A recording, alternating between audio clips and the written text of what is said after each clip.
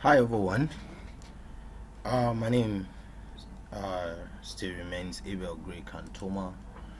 I'm from GREYTEST Design Consult.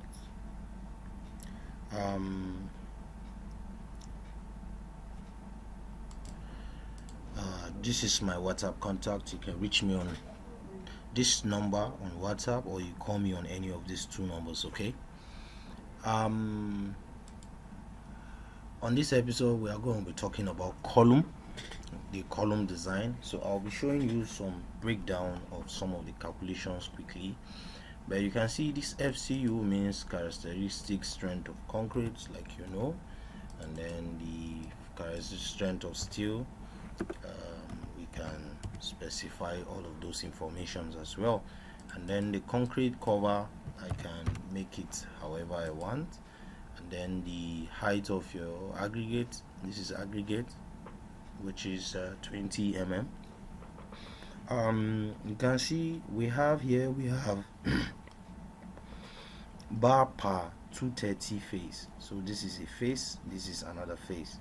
So 230 on both face. So is a square column we are assuming to use in our design.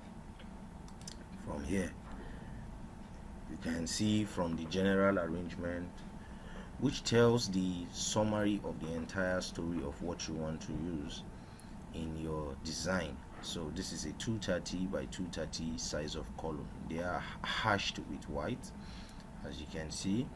So if that is correct, I will come back here to this spreadsheet. So it's already 230 by 230, which is okay. I'll leave it as it is. But there are a lot of information, so I'm going to be talking about here. If we come back to this, there is a breakdown of the calculations, some of the values we are going to be using, which I'm going to be showing you from here. Now if you look at this column that was cycled, normally what we'll do in design, we'll pick the most critical column in a case where you have all the columns in the buildings are the same size of column based on what you want to assume for your design. Okay, so if we say we want to use a 230 by 230 size of column, all we need to do is to pick the most critical column. So as it is here, you can see this column is carrying a beam here, carrying a beam here, carrying a beam here, and is actually inside. So this column will most likely be the most critical column. If by just viewing this from the rule of thumb, I know this will most likely be the most critical. This is 3830, and is carrying another beam along this length. From where this column stops to this particular column is actually 3115.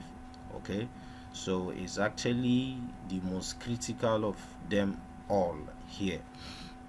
So if we design using this column, it can cater for every other column in the building. So that's basically the concept. So if you look at this column now, how we were able to get 1915 is from this. If you look at this, from where this span to where this stops is 3830. If you divide this by 2, you are going to have 1915. So because this column is only going to carry half of the load coming from this beam here, this column is also going to carry half of the load coming from this beam here, and that is how we're able to get this value.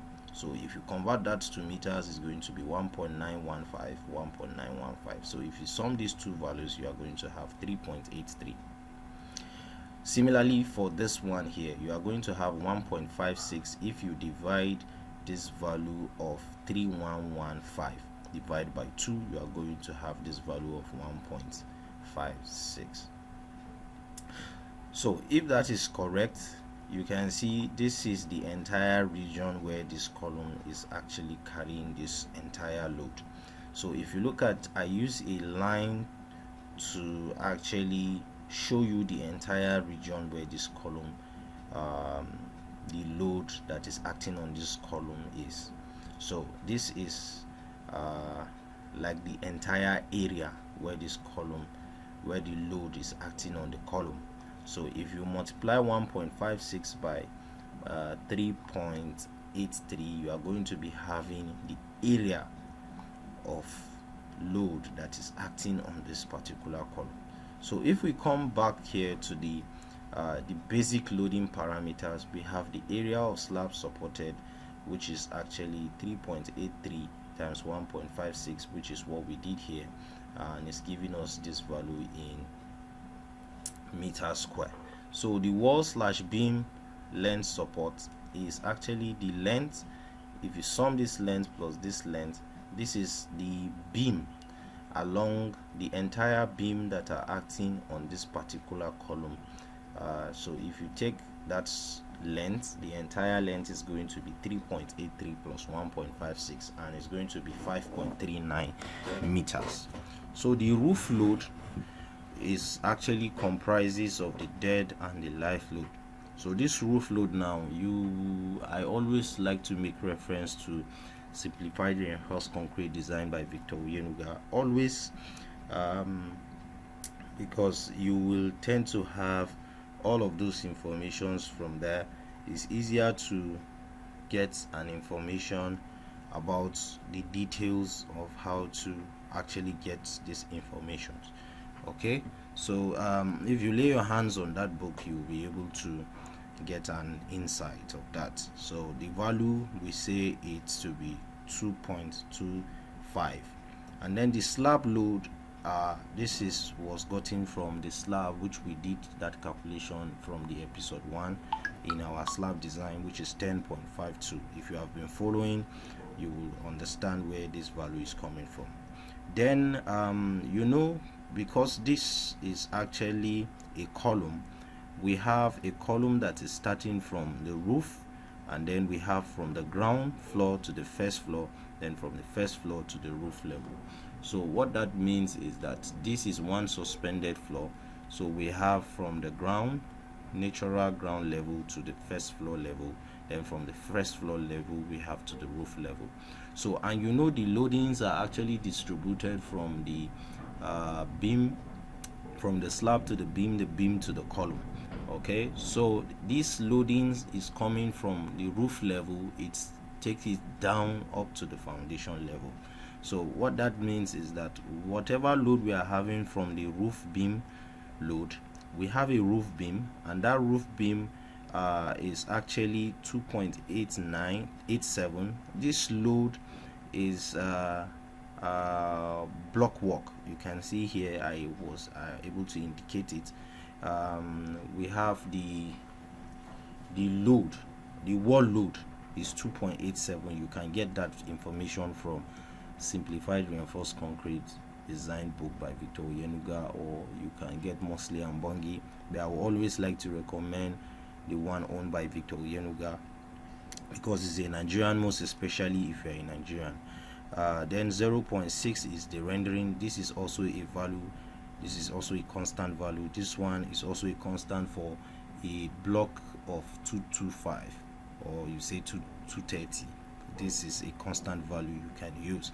Then by the time you sum these two values, you have the value of 3.47 together. Okay, so this is now multiplied by the factor of safety, and also multiplied by the wall slash beam length support. So by the time you do that calculation, you have 26.18. You can take your time and follow through this calculation. Then the roofing, which is actually 5.97 multiplied by 2.25. You can see all of these values are values that were gotten from the informations we got from the beginning. You can see the area of the slab supported is actually 5.97, which is what we got here. And when you multiply by this value of 2.25, which is the roof load, you are going to be having this value. Then the column own load and finishes, we are using 11 kilonewton. Some of this information, let me show you a little breakdown of where it's coming from.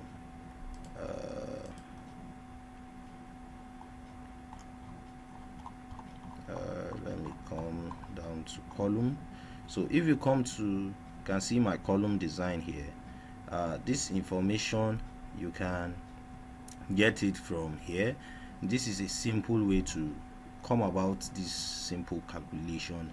You can get the own load, that is from the beam, which is 0.45 multiplied by the width of the beam multiplied by the density of the concrete, and if we assume a finishes of 1, then we have the wall, which is 2.87. then we have the rendering here. Before you know, if you do all of these maths, you are having a value of 8.849, and then by the time you sum up that value, you'll be realizing 12.332. But if you come down here, we have the factored beam / wall load. By the time you multiply this by the factor of safety, you are going to be having 17.5. I'm going to be showing you how we will use this value of 17.5 that we actually got here. Okay,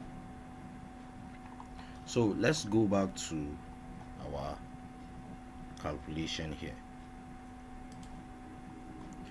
So if we say the column own load, this is actually the self weight of your column, which is similarly just like the way we did that of our slab. So you already know the cross section of the column multiplied by the density of the concrete, and then you add your finishes. You are going to be having 11 kilonewton. It may not be exactly like mine, it depends on whatever you are assuming as the column on load. Okay, so by the time you do all of that, if you sum all of those values, you'll be having 50.61 as the total load. Then for the ground floor to the first floor, we are having the load from above. The load from above means the load that is coming from the top. Okay, so that load that is starting from first floor to the roof floor is 50.61 kilonewton, and the wall / beam is the value which we actually calculated for here in this place that I was showing you, 17.5. This was the value we were able to get. This is where we got that value from, and we will actually insert that value here, which is 17.5.